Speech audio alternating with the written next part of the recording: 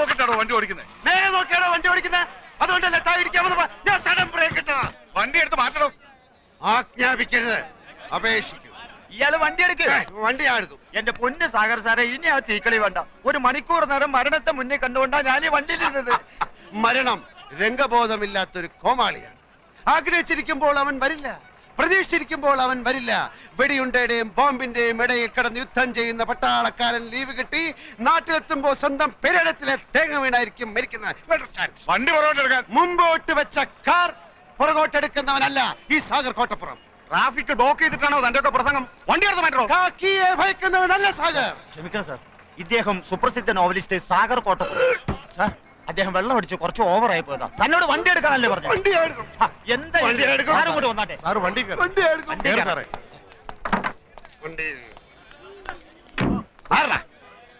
ഒന്ന് ചോദിച്ചോട്ടെ പോലീസുകാരെ, ഈ തഹസിൽദാരുടെ വീട് ഏതാണ്?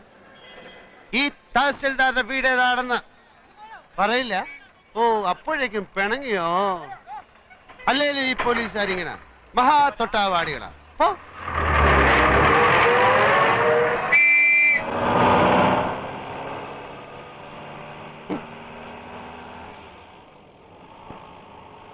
ഡ്രൈവറെ, തഹസിൽദാരുടെ വീട് അന്വേഷിച്ചു. ചോദിച്ചു പോവാ.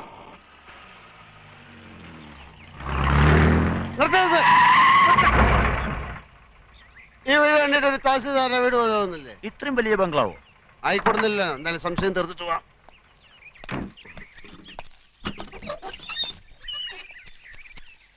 തഹസിൽദാരുടെ വീട് ഇതാണോ? തോട്ടക്കാര. തന്നോട് ഗേറ്റ് തള്ളി തുറക്കാൻ ആരാ പറഞ്ഞേ? തഹസിൽദാർ രാമകൃഷ്ണന്റെ വീടാണോ അല്ലയോ എന്നാണ് ചോദിച്ചത്. മുഖത്ത് കണ്ടില്ലേ?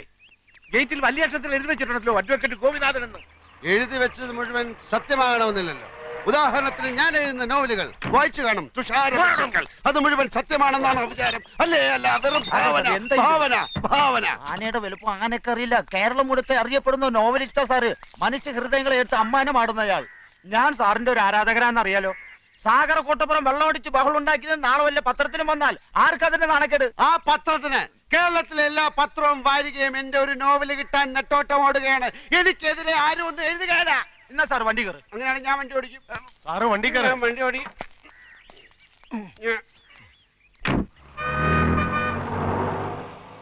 സാർ എത്ര നാള് കാണും ഈ തഹസിൽദാരുടെ കൂടെ? 30 ആഴ്ചക്കുള്ള ഒരു തുടരൻ ഉടൻ വേണം. ഒരു സർവീസ് സ്റ്റോറിയാ ഉദ്ദേശിക്കുന്നത്. ഒരു സർക്കാർ ഓഫീസിലെ അഴിമതി, കുതികാൽ വെട്ട്, പ്രേമം, ഗർഭം, അതൊക്കെയാ വിഷയം. അപ്പൊ സർക്കാർ ഓഫീസിലെ രീതികൾ, ദൈനംദിന ജോലികൾ, മറ്റ് വിശദാംശങ്ങൾ, രാമകൃഷ്ണനുമായ ഒരു ചർച്ച. അതിപ്പോ എത്ര ദിവസം എടുക്കുന്നൊന്നും പറയാൻ മേല. ഈ രാമകൃഷ്ണനെ തഹസിൽദാരായി ഇങ്ങോട്ട് സ്ഥലം മാറ്റം വാങ്ങിച്ചു കൊടുത്ത ഞാനാ. നല്ലവനാ, പക്ഷെ ഒരു കുഴപ്പമേ ഉള്ളൂ, 3 പെഗ് കൂടുതൽ അടിക്കുകയല്ല. ഞങ്ങള് രാമവർമ്മ ക്ലബിലെ ചീട്ടുകളി ഫ്രണ്ട്സാ. സാറ് ചീട്ടും കളിക്കൂ? ആ, കാശ് വെച്ചേ കളിക്കൂ. സാറിന്റെ നായകന്മാരൊക്കെ എന്തുമാത്രം സൽഗുണ സമ്പന്നന്മാരാ. ആ നായകന്മാരുടെ സൃഷ്ടാവ് ഇങ്ങനെയുള്ള ആളാണെന്ന് ആരാധകർ അറിഞ്ഞ ഒരു തേങ്ങയിലടോ. എടോ, താനടക്കമുള്ള എന്റെ എല്ലാ ആരാധകന്മാരും വെറും കിഴങ്ങന്മാരാ. എന്താണോ എന്റെ നോവലുള്ളത്? പണക്കാരിയായ ഒരു കാമുകി, കൂലിവേലക്കാരനായ കാമുകൻ, വില്ലൻ കാമുകിയുടെ അച്ഛൻ. ഇതേ ഞാൻ എടുത്ത് മറിച്ചിടും. പുതിയതിൽ കാമുകൻ പണക്കാരൻ, കാമുകി കൂലിവേലക്കാരി, അച്ഛൻ സെയിം. പിന്നത്തെ നോവലിൽ പശ്ചാത്തലം മാത്രം മാറും. റബ്ബർ എസ്റ്റേറ്റിന് പകരം ഒരു ഫാക്ടറി, മത്സ്യത്തൊഴിലാളിക്ക് പകരം തേങ്ങ വെട്ടുകാരൻ. എല്ലാത്തിലും കാണുവോ ഒരു റേപ്പ്, ഒരു ഒളിച്ചോട്ടം, ഒരു സ്റ്റണ്ട്, പിന്നെ കുറച്ച് സെക്സ്. ഡ്രൈവറെ തഹസിൽദാരുടെ വീട് ചോദിക്കണോ? നമുക്ക് ചോദിച്ചു പോവാം. തനിക്കൊരു സത്യം അറിയോ? പൂങ്കിളി വാരികയിലെ മന്ദാര പുഷ്പങ്ങൾ എന്ന നോവൽ എന്ന നോവലിസ്റ്റ് CV രാജമ്മ ഞാനാ. ക്രിസ്ത്യൻ പശ്ചാത്തലത്തിൽ നോവലുകൾ എഴുതുന്ന മാത്യു പള്ളിപ്പറമ്പിൽ ആരാന്ന? അതും ഞാൻ തന്നെ. അങ്ങനെ എത്രയോ പേരുകളിൽ ഞാൻ എഴുതിക്കൊണ്ടേയിരിക്കും. ആരാധകന്മാര്, പുണ്ണാക്കന്മാര്. എടോ, ഞാനാകുന്ന നോവലിസ്റ്റ് CV രാജമ്മയ്ക്ക് ഒരു ദിവസം വരുന്ന പ്രേമലേഖനങ്ങളുടെ എണ്ണം 200 കൂടുതലാ. അറിയാം? ഇവിടെ ഒരു അന്തവും കുന്തവും ഇല്ലാതെ താനിത് എങ്ങോട്ടാ ഓടിക്കുന്നത്? ഇവിടെ ഡ്രൈവറെ തഹസിൽദാരുടെ വീട് ചോദിക്കണോ? നമുക്ക് ചോദിച്ചു പോവാം. ചോദിച്ചു പോവാം. ചോദിച്ച്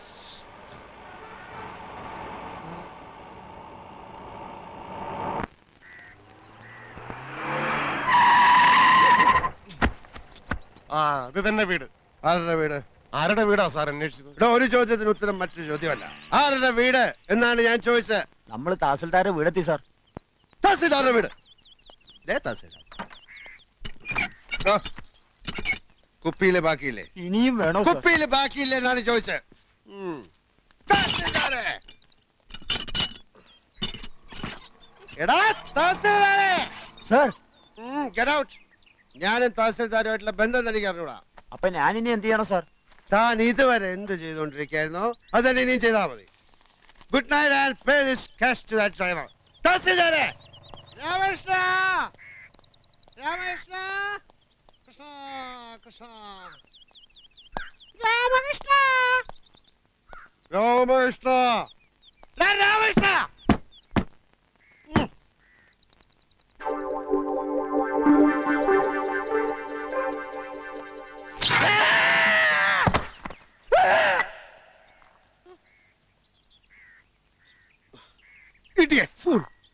തഹസിൽദാരാണ് അത്ര തഹസിൽദാർ. ഇവിടെ ഒരു സ്വിച്ച് നന്നാക്കി വെക്കാൻ അറിയാത്തവനാണോ ഒരു താലൂക്ക് നന്നാക്കാൻ നടക്കുന്ന റാസ്കൽ? പഠിച്ച മദ്യവും വേസ്റ്റായി.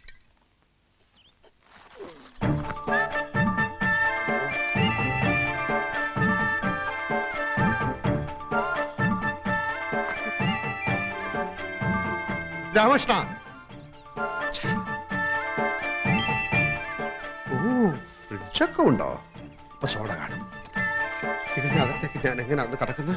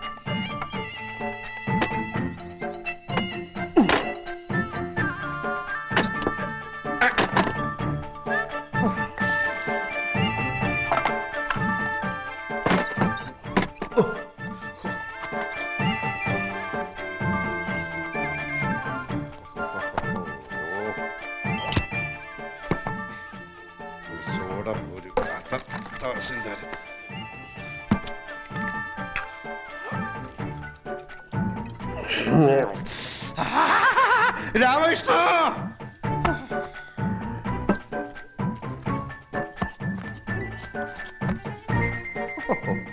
ഇവൻ ഫുൾ സെറ്റപ്പിലാണല്ലോ.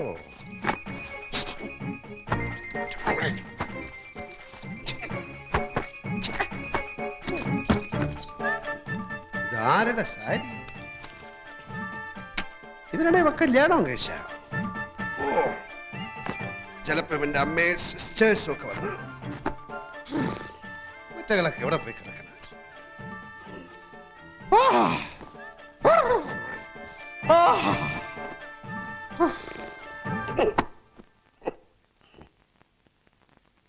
ഒരു മുണ്ട് കിട്ടാൻ എന്ത് വഴി? നഗ്നത.